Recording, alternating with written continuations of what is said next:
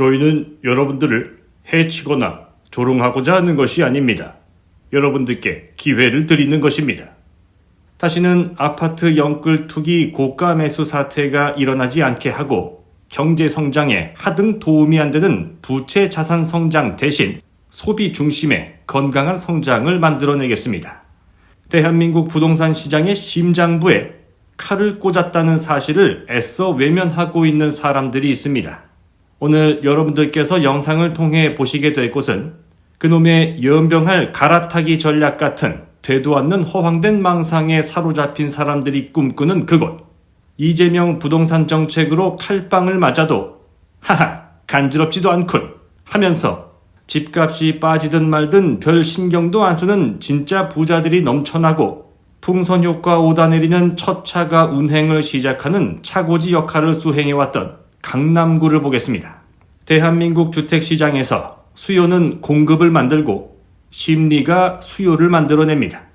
교수인가 뭔가 하는 유명한 안경제비 말라깽이 아저씨가 맨날 공급 부족 이야기를 하고 있는데 바꿔 말하면 수요가 적고 매수 심리가 요단강을 건넜다는 말이 됩니다.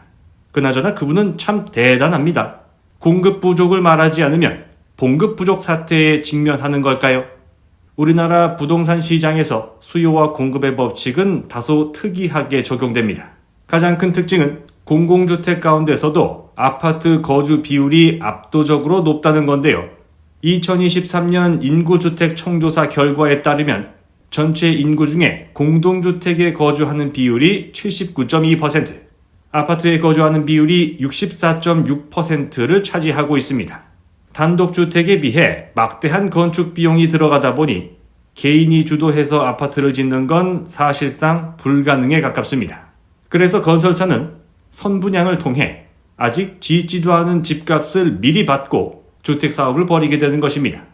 정권이 바뀐 지 이제 한 달을 막 넘긴 시점에서 되돌아 생각해보면 가짜 전문가, 재테크 부동산 전문가들 쌍판떼기 들이밀고 입방정 떨어대는 유튜브 채널부터 각종 광고성 뉴스 기사를 통해 부동산 시장이 불장이라 떠들어댄 미친 인간들이 활개를 치고 다녔습니다. 그들이 펼쳤던 논리 중에 가장 강력한 힘을 발휘한 것은 민주당이 집권하면 집값이 오른다는 것이었는데요.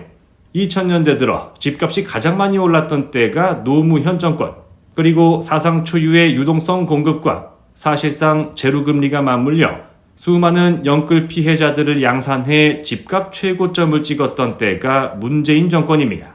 그러니까 이재명 정부 때도 집값이 오른다는 논리인데요. 이러한 추론 방식을 귀납적 추론이라고 합니다. 이미 사실로 판명된 과거의 사례를 통해 공통점을 추출하고 그 공통점이 동일한 결론을 만들어낼 것이라는 명제를 세우는 것입니다. 물론 이런 방법론 자체가 문제가 있는 것은 아니지만 공통요소를 잘못 뽑아도 한참 잘못 뽑았습니다. 예를 들어보겠습니다. 한화그룹 김승현 회장은 부자입니다. 인정하시죠? 아마존 창업자 제프 베이조스도 부자입니다. 그러니까 여러분들 놀라지 마십시오. 머리가 빠져서 대머리가 되면 부자가 될 수 있습니다. 인정하십니까? 당연히 말이 안 되는 개소리라는 걸 알 수 있을 텐데요. 과거 노무현 정권과 문재인 정권 때 집값 거품이 형성된 가장 큰 이유는 과잉 유동성 공급이었습니다. 노무현 정권 시절 사상 최초로 종합주가지수가 2000포인트를 찍었고 문재인 정부 때 역시 사상 최초로 3000포인트를 찍었다는 사실로 유추할 수 있습니다. 물론 종합주가지수는 가장 대표적인 경기 선행지표, 부동산지수는 경기 후행지표입니다. 주가 상승은 앞으로 경기가 좋아질 거란 기대감이 투영된 현상이지만 부동산 가격 상승은 이미 경기가 과열 국면에 접어들었음을 암시하는 겁니다. 특히 정책이라는 것은 시행하고 나서 그 효과가 본격적으로 체감될 때까지의 시간차, 즉 레깅 타임이 존재합니다. 가령 박근혜 정부 시절 전세대출 한도를 늘려줌으로써 전국민 빚쟁이 프로젝트를 출범시킨 것이 문재인 정권 집값 상승을 견인한 것처럼 말입니다. 아니 그런데 오늘은 동네 얘기보다 중요한 거시경제 얘기를 쭉 하다 보니 최대한 쉽게 설명하려고 해도 이해가 안 되는 분들이 계실까봐 걱정입니다.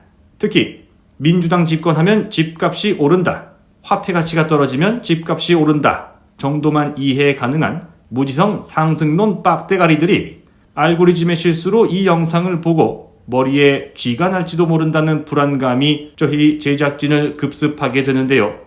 월급쟁이 부자 만들겠다며 읽어주고 날아다니며 숑숑거리는 가짜 전문가 부동산 유튜브 채널 즐겨보다가 부자 되려고 대출 풀로 땡겨 세입자 끌어안고 집 샀더니 2022년 집값이 일시적인 하락기로 접어들자 그래도 나중에 내가 살 집 하나는 있어야 하지 않겠냐 라든지 주택담보대출 원리금 갚는 건 적금으로 봐야 된다는 사상 초유의 개소리에 고막이 열려 끄덕끄덕 열심히 살겠다 다짐하고 화장실 변기에 앉아 동기부여 유튜브 영상이나 쳐보면서 스스로를 위로하고 있는 영끌 피해자들 때문에 큰일입니다. 솔직히 말해봅시다. 돈도 없는 주제에 무리한 대출을 받은 소위 영끌로 집 산 사람들이 30년 동안 그 돈을 성실하게 평생 다 갚을 생각을 했을까요? 아니면 혹시 적당히 원리금 갚다 보면 집값은 알아서 올라갈 테니 이자 낸 거에 시세 차익으로 플러스 알파 해서 팔고 나올 생각을 했을까요? 만약 그런 생각으로 계산기를 두드렸다면 어린 시절 부모님한테 덜 두드려 맞아서 그랬을 가능성이 높습니다. 남의 돈 빌리는 게 얼마나 무서운 건지 정상적인 우리의 부모 세대들은 잘 알고 있기 때문입니다. 그래서 지난 6.27 부동산 대책 중 하나로 나온 6억 원 대출 한도 규제, 그리고 주택담보대출 이후 6개월 내 전입 의무를 통해 갭 투자를 막는다는 것에 시장이 술렁이고 있습니다. 물론 아직도 일부 언론사들은 진짜, 진심, 이번이 정말 마지막 막차 타기 영끌 불씨가 이어진다는 기사를 내놓기도 하는데요.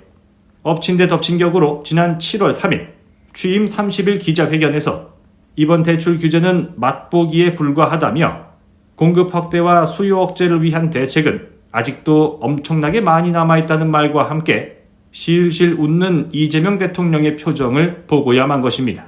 그러자 무리하게 대출받아 아파트를 구매한 다음 더 멍청한 호구 잡아 눈탱이 쳐서 집 팔아먹을 궁리만 하고 있었던 영끌 투기족들은 아직 제대로 밥을 먹은 것도 아니고 겨우 마트 시식 코너에서 이쑤시개 집어다가 반으로 자른 군만두를 맛만 봤을 뿐인데 포만감을 넘어선 복부 팽만감, 풍선 효과로 인해 창자가 부풀어 올라 결국 똥줄기가 터져 나올 것이라는 우려의 목소리가 커지고 있었는데요.